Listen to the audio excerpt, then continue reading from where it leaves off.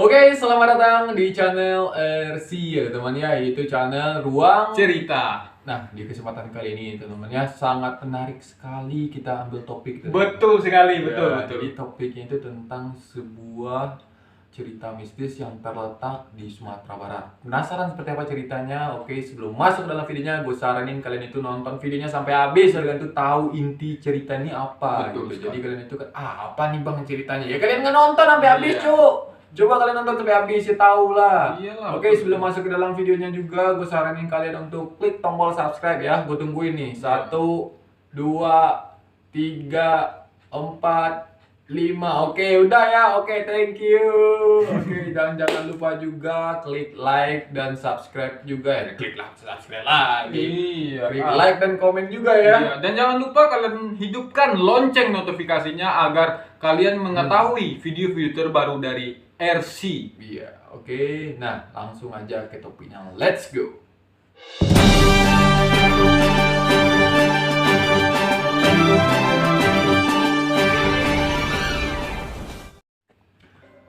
Oke, Nan, kali ini kita akan membahas tentang topik yaitu lobang Jepang. Nah, jadi lubang Jepang ini terletak di Sumatera Barat seperti yang saya ceritakan tadi. Sumatera Barat, tepatnya di kota Bukit Tinggi. Iya, di kota. Bagi kalian yang tahu Jam Gadang, nah Jam Gadang itu terletak dari kota Bukit Tinggi, Sumatera Barat. Perkiraan dari Jam Gadang tuh sekitar 15 menitan lah. ya sekitar 5 Dari kiloan lah gitu ya, kalau nggak salah ya, 5 kilo dari Jam Gadang pusatnya itu ke Panorama ya, di daerah Panorama itu. Di Panorama Ngaresianok namanya kan. Ya kira-kira 5 menitan lah, soalnya di sana nggak ada macet kayak. Iya.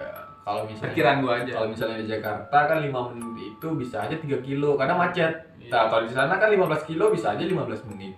Oke, kembali ke topik kita. Lubang Jepang ini dibangun sebagai tempat penyimpanan, perbekalan, dan persiapan perang tentara Jepang. Dan lubang Jepang ini juga dibangun oleh tenaga-tenaga pribumi yang ya disuruh kerja paksa tanpa diberi makan, dan akhirnya kalau mereka sudah lemah itu mereka dibantai dan dibunuh. Anjir, serius banget ya. Iya. Berarti sekitar panjang itu ada panjang nggak sih? Biasanya kan kalau lubang itu kan ada panjang itu. Nah, panjang itu berapa? Panjang itu sekitar 1,4 km. Anjir. Dan kedalamannya lubang itu bisa sampai ada lagi dalamnya? Dalamnya itu digali itu bisa sampai 40 meteran ke bawah. Kalau lu masuk ke dalam lubang Jepang itu udah sampai 40 meter, sinyal HP lu nggak ada. Bener sih teman-teman. Jadi nggak masuk akal sih maksudnya gitu. Jadi kalau kita berada dalam lubang, mana ada sinyal yang masuk ya? Saking dalamnya 40 meter, lu bayangin. Lubang Jepang itu dia itu bercabang-cabang. Setiap cabang itu ada tempat untuk khusus persenjataan tentara Jepang ya. Setiap lubang itu ada beberapa cabang atau berapa, gua kurang tahu. Iya. Tapi sekarang karena ada pergesekan lempeng bumi atau gempa itu, jadi sekarang hanya sisa beberapa lubang aja gitu. Dulu mungkin lubangnya banyak ya, sekarang udah Cabang-cabangnya lah ya, sekarang cabang-cabangnya udah banyak sedikit. Udah karena runtuhan kali. Lubangnya itu dia panjang berkelok-kelok kayak bercabang-cabang. Kayak misal lurus nih. Lurus juga, di lurus ini juga ini cabangnya ke sini ada, ini cabang ke sini. Oh, ada ruas-ruasnya gitu ya. Jadi ibaratnya akar gitu. Oh, jadi gua nangkap tuh teman. Jadi mungkin nih kan ibaratnya nih khusus persenjataan si A, ini Iya. khusus senjataan si B, ini ruang si A, ini ruang si B, mungkin gitu ya. Jadi yang setahu gua itu kan dia tuh terletak di Panorama, khususnya itu di Taman Wisata Panorama ya di Ngaresianok. Ngaresianok. Nah, jadi uniknya nih teman nih. Sebenarnya itu tuh adalah bukit teman, bukit kayak jurang, ya kan? Betul sekali ya. Kayak lurah, tapi lurahnya itu tebing banget ya. Iya, tebing Langsung banget. itu. Nah, itu yang digali gitu. Bayangin aja kalau pada zaman itu kan terjadinya tahun 1942 teman. Jadi sebelum kita merdeka, ya kan, kita masih dijajah Jepang pada saat itu. Jadi orang-orang kita itu diambil dari Jawa, dari Kalimantan, Sulawesi itu untuk kerja paksa teman. Kan kasihan sekali ya ibaratnya dikerjakan paksa tapi yang nggak dikasih upah. Nah, ya kan? Itu lebih parah, itu udah ada kayak kita tuh kayak binatang dibikin. Betul sekali. Kasihan Sangat sekali. sadis sih kalau waktu penjajahan dulu ya. Iya. Sangat sadis banget. Jadi ya gue pernah nih jadi ke lubang Jepang itu udah lama Iya. sekali kan tahun berapa gitu. ke lubang Jepang itu. Jadi pas gue masuk itu gue kayak merasa panas dingin, merinding gitu. Iya, Kenapa ya? kayak hawa, iya kan Emang mungkin emang ada, emang hawanya kayak gitu apa gimana ya? mungkin juga ada hawa-hawa kan dulu di situ di dalam terowongan itu juga ada pembantaian, ada ruangan pembantaian anjir. juga. Pantai di situ. Pembantainya di situ ada ruangan Oh, pembantaian juga, iya, makanya benar. di dalam ruangan, di dalam lubang Jepang itu emang tersimpan banyak sekali misteri gitu. Pekerja yang udah nggak kuat, udah nggak kuat kerja, itu dia kalau misalkan udah nggak kuat, sakit-sakitan, itu dia dibantai. Bang. Oh iya, gue inget tuh yang dia kayak ruang ya, kayak terowongan lagi, ada lagi gitu Iya. kan. Dia ada terowongan lagi kecil nih khusus Nah itu buat ngebuang mayatnya di situ. satu lubang doang nih kecil ya kan. Iya. Palingan radius 1 meter lah kalau nggak Iya. salah. Nggak nyampe lah 1 meter, Iya. palingan 70 cm ya Nah, kan. Lubang dan- gini, habis itu lubang kita dimasukin udah ditembak, kita dimasukin di situ. Iya. Nah, mayat kita itu tau nggak di mana jatuhnya? Di sungai-sungai itu, sungai-sungai yang ada jurang itu. Nah, mayat kita nanti kebuang di sana semua gitu. Jadi yang udah kerja nih tembak tak tak tak tak langsung masukin lubang udah Dan kelar. di situ ada bekas maksudnya ada bekas gitu, bekas peluru nancep di dinding. Masih ada di Masih situ, ada. masih ada teman-teman. Bekas, Jadi bekas peluru itu ada. kalau kalian main nih ke lubang Jepang itu apapun yang terjadi di sana itu diabadikan teman. Iya. Tidak Dan gue ada yang jamin, berubah, ya kan? dan gue jamin kuduk kalian apa bulu ini kalian nih bakal merinding. Gue jamin itu, soalnya hawanya itu gimana ya?